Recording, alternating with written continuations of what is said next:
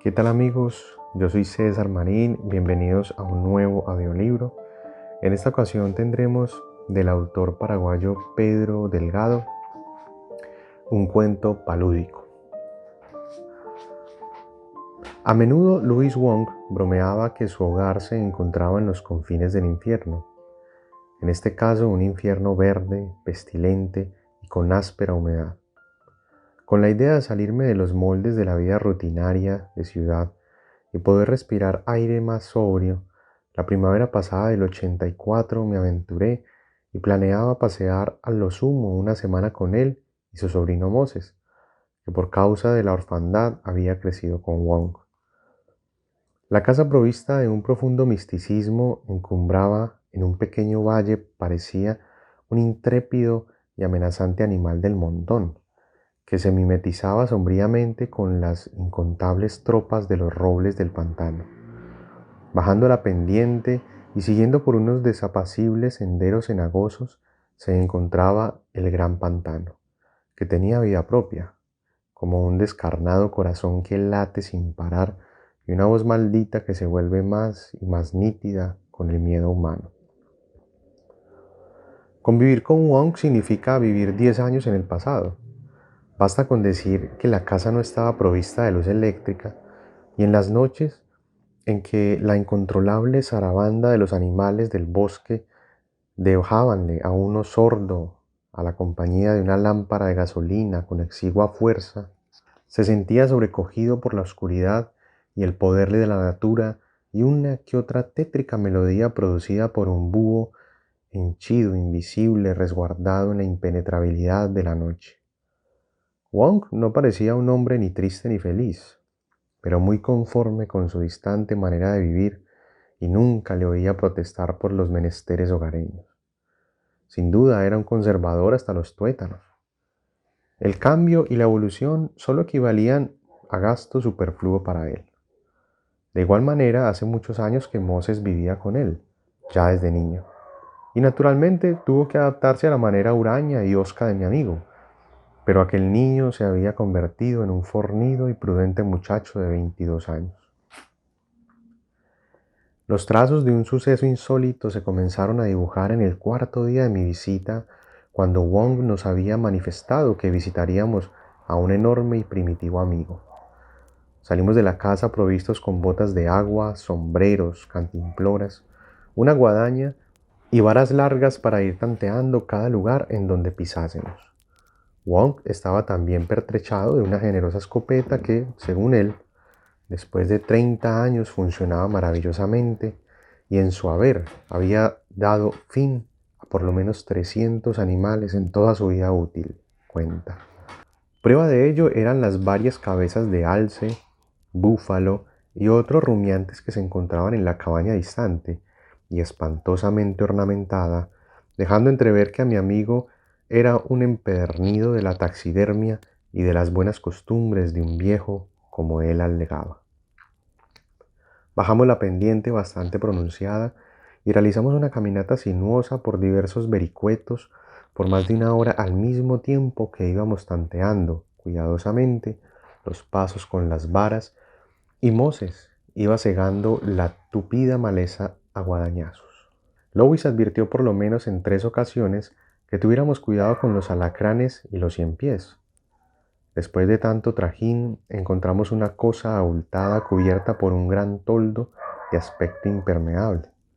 Solo al descubrirlo Moses, noté que se trataba de un zampán preparado con antelación de mediana envergadura, desprolijamente pintada, amarrado a un árbol de tronco negro y grosor considerable mediante una gruesa soga de marino, que al parecer era de una rústica fabricación de abedul. Sin embargo, suficiente para aguantar sin problemas el peso de 3 hombres medianos. Exploramos aquella zona cenagosa, mientras nos adentrábamos más en la penumbra, en las aguas verdosas, vivo reino de los helechos, algas, alfombras pertinaces de moho por doquier y lianas que se enroscaban furibundas por el tronco de los árboles con su paz imperturbable e impertérrita, cuyas alturas fascinantes eran dignas de retar a la antigua Torre de Babel. Los árboles parecían imponentes estatuas cuyos ramajes titánicos tapaban el sol y dejaban traspasar algunas rendijas de luz que tibias y huidizas eran como espectros intermitentes en colores opalescentes. Se respiraba un aroma agreste, un tufo increíblemente desagradable que era la pura podredumbre vegetal y de las aguas. Pero con el tiempo, y casi sin darse cuenta, uno ya se iba acostumbrando al malsano aroma. Además de la neblina presente a cualquier hora y época del año, que engullía incluso a aquellas zonas inexpugnables como blancos brazos enormemente amenazadores, que incluso alcanzaban aquellos huecos en donde se encontraban raros especímenes que se arrastran y sabe Dios qué clase de venenos provistos y cuyo aspecto solo provocan arcadas en el sentido común en una persona habituada a la vida normal. Louis hizo una seña de que guardásemos silencio. Sus pupilas se dilataron y una vena de sudor surcó su frente. Mientras trataba de no parpadear, se acomodó el sombrero de fieltro con mucho cuidado. Apuntó la escopeta en dirección opuesta a donde él se encontraba. Midió de forma milimétrica con el ojo izquierdo, con los dientes apretados, y percutió. Cuando ni yo había alcanzado a divisar a su trofeo de caza, un sonido rompió la calma y el eco retumbó en el aire, permaneciendo en el hábitat palúdico como 20 segundos. La bala dio de lleno en la cabeza de una cigüeña, haciendo una caída en picada desde considerable altura. Al tiempo, cientos de alas blancas, negras y pardas se batieron en retirada, poniendo en alerta a cualquier animal. En poco más de un tercio de hora tardamos en conseguir 4 cigüeñas más, gracias a la ducha puntería de mi amigo. Pregunté a Moses que para qué propósito serían aquellas cigüeñas, mas me respondió con un amago de sonrisa desdeñosa, poniéndose el sombrero. También inquirí a Wong que a dónde íbamos, que el periplo no parecía a la busca de un amigo. En el acto, él echó una resonante carcajada de aquellas y me dijo que la próxima cabaña se encontraba a 23 millas y la ciudad adyacente a 50 millas más. Todas las zancudas tenían el pico y las alas ensangrentadas, salvo 2 de las cuales les había volado la cabeza.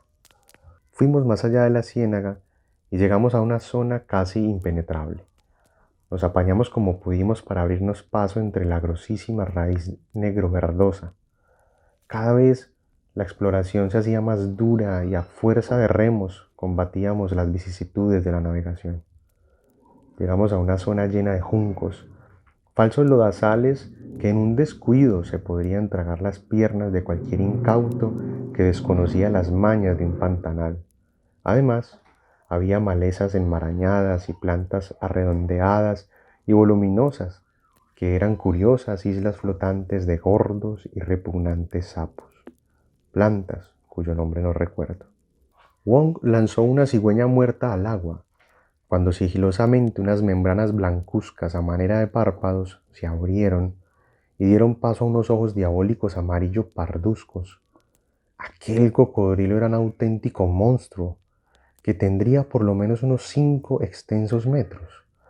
Ese demoniosaurio ejercitaba sus fornidas fauces cual grandiosa maquinaria de muerte y en unos segundos despedazaba con voracidad a su presa que, aunque insignificante, era su víctima y despertaba su instinto asesino. Por fin supe a quién se refería a él con un enorme y primitivo amigo. Poco tiempo después, fue acompañado por un séquito de 2 cocodrilos más pequeños que se unieron y pugnaron por tan curioso banquete. Y ya entregadas las 5 cigüeñas a los altivos depredadores de sangre fría, salimos del pantano.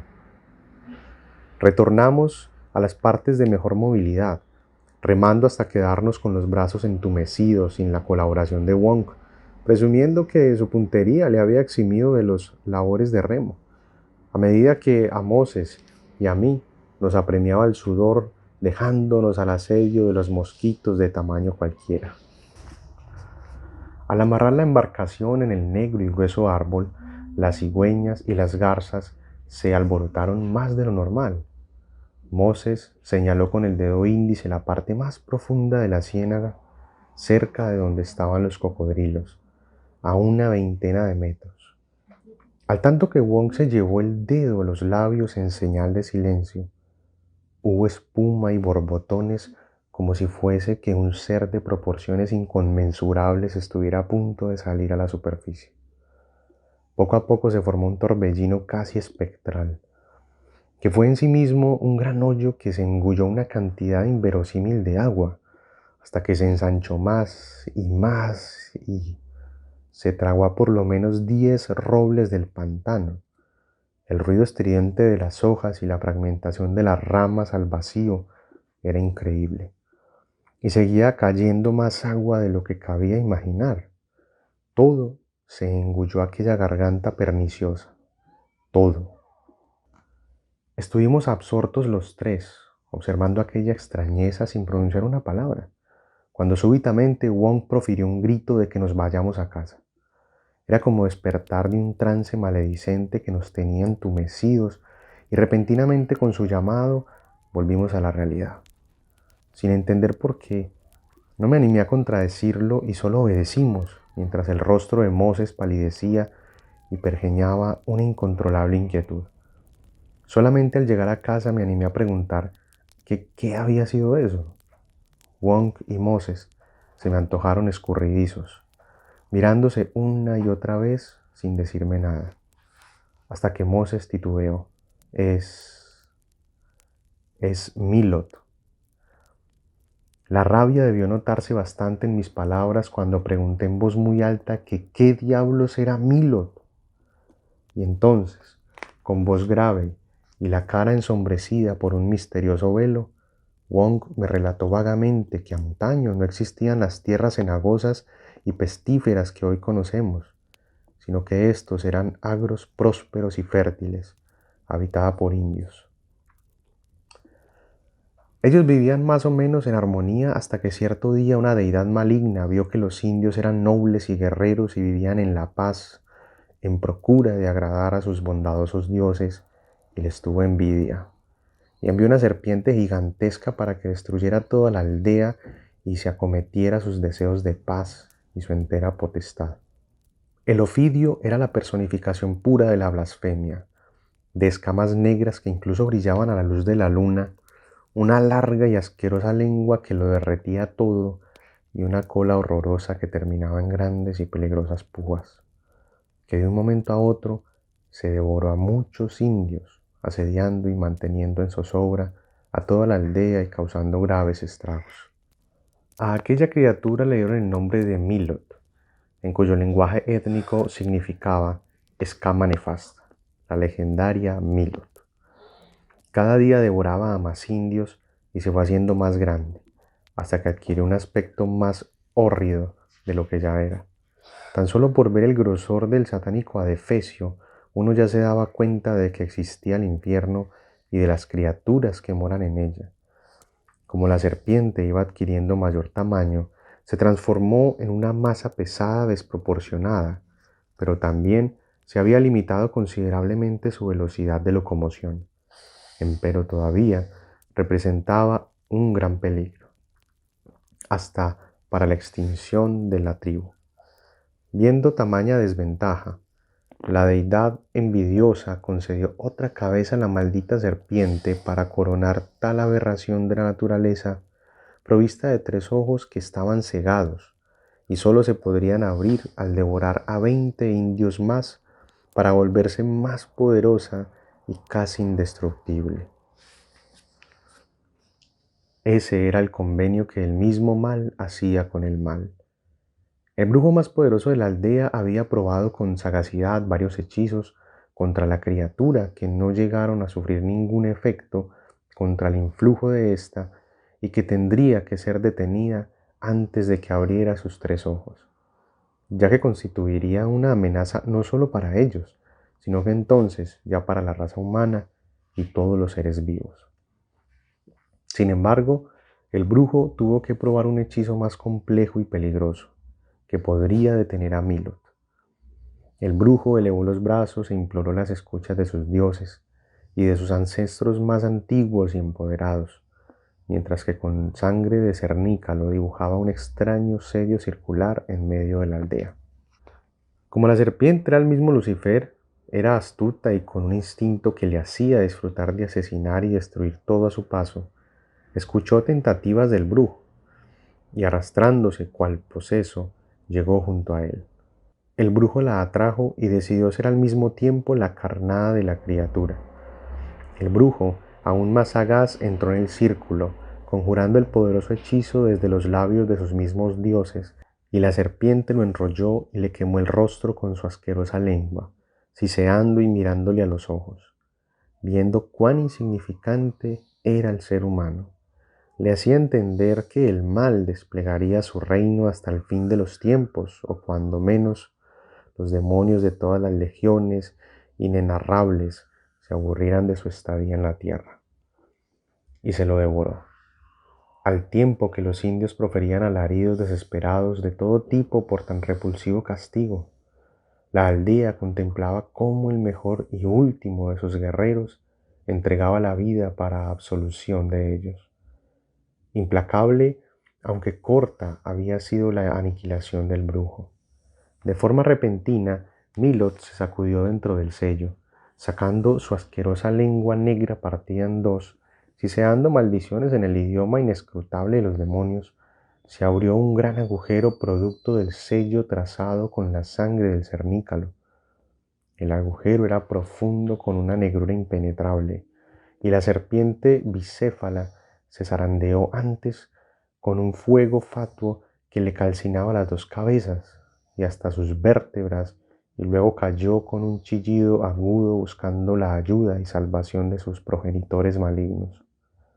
El sello se cerró y con el transcurrir del tiempo, el sello se llenó de agua y por designio de los dioses se formó un inmenso pantano para apartar a los indios y a cualquier sujeto del alcance del sello. Y desde esa vez los indios cuentan furtivamente que la serpiente Milot y el brujo siguen librando una cruenta batalla hasta el fin de los tiempos.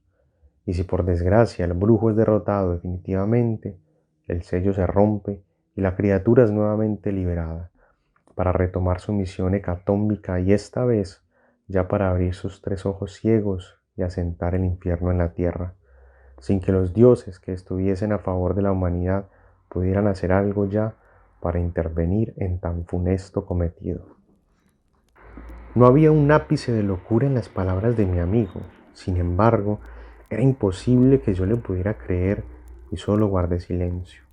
Solo entonces, dándonos cuenta de que el cansancio se había aparecido repentinamente por causa de tamaña sorpresa. Nunca vi a Lois tan alterado como en aquella ocasión.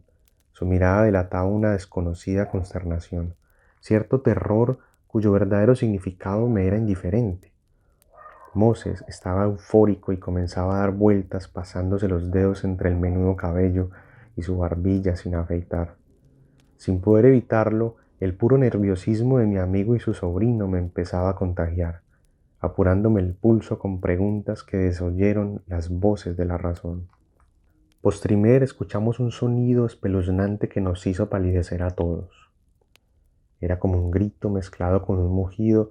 Era tan fuerte aquel alarido endemoniado que se me antojó un leve temblor en la tierra. Por un impulso autómata, Wong se hizo y cargó todas las balas en su escopeta. Se quedó mirando hondamente a Moses por unos segundos que fueron eternos, como si se leyera la mente. De forma inaudita dijo: «Me llevaré esto», estirando el cuello del sobrino, un collar que se rompió al instante, que no llegué a saber qué era exactamente, pero supuse que era un colmillo de algún animal salvaje, como un amuleto con inscripciones y figuras imposibles de descifrar. Con voz severa, Wong advirtió que no le siguiésemos y apretó con fuerza entre su puño izquierdo aquel extraño objeto. Salió raudo y por sus gestos y su miedo advertí que ya no estaba en sus cabales. Le inquirí a Moses por aquel objeto y señaló que era un pico de cernícalo, producto de un legado de sus ancestros los indios, y no era como yo suponía que era el colmillo de algún animal feroz. Desoí las advertencias de mi amigo y haciendo caso al instinto de ataque-defensa primitivo de los hombres, le dije a Moses que tendríamos que ir por su tío, que peligraría su vida con una escopeta a riesgo de cometer una locura. Moses se hizo con una guadaña y yo cargué un cuchillo de fina empuñadura en un cintillo en la pierna izquierda. 5 minutos después salimos de la cabaña. Descendíamos a trompicones por el valle, embadurnados de barro y con el suspenso y presentimiento de una tragedia. Era casi imposible correr por el lodazal y caímos extenuados antes de tiempo. Reanudamos la andadura cuando tropecé con un tronco podrido lleno de hormigas y descubrí aquel extraño objeto, que era el amuleto de mi amigo, el pico de cernícalo con grafismos indios inimaginables. Más allá, por el lado sur, hacia el gran pantano, se oyeron 4 disparos que cubrieron los cielos de una bandada de aves. Moses me dijo que tal vez su tío no estaba tan loco como sugería, ya que 4 disparos de escopeta no podrían contarse jamás como un suicidio. Yo le miré y asentí. Recobramos el aliento y con renovados bríos nos dirigimos hacia el gran pantano. Casi llegábamos y Moses seguía haciendo tosudas gimnasias con su guadaña. Por un instante quedó inmóvil con el habla perdida y soltó su arma blanca. Todo fue tan rápido que podrían ser engañados cualquiera de los 5 sentidos. El escenario fue el más espantoso posible. La escopeta y el sombrero de Wong yacían olvidados, manchados en el charco gris, y una criatura infernal de 2 cabezas, que era ya el débil amago de una serpiente, un demonio puro con filosas púas espeluznantes, rematadas en la cola, y escamas grasientas en colores repulsivos.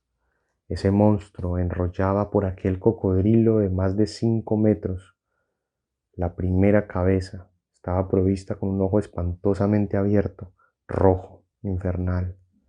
La segunda cabeza se estaba devorando a mi amigo, Louis Wong. Gracias por quedarse hasta el final del relato. Recuerden, este se llama Un cuento palúdico del autor Pedro Delgado. Este relato lo pueden encontrar en la antología de cuentos y poemas alrededor del sol. Gracias y hasta la próxima.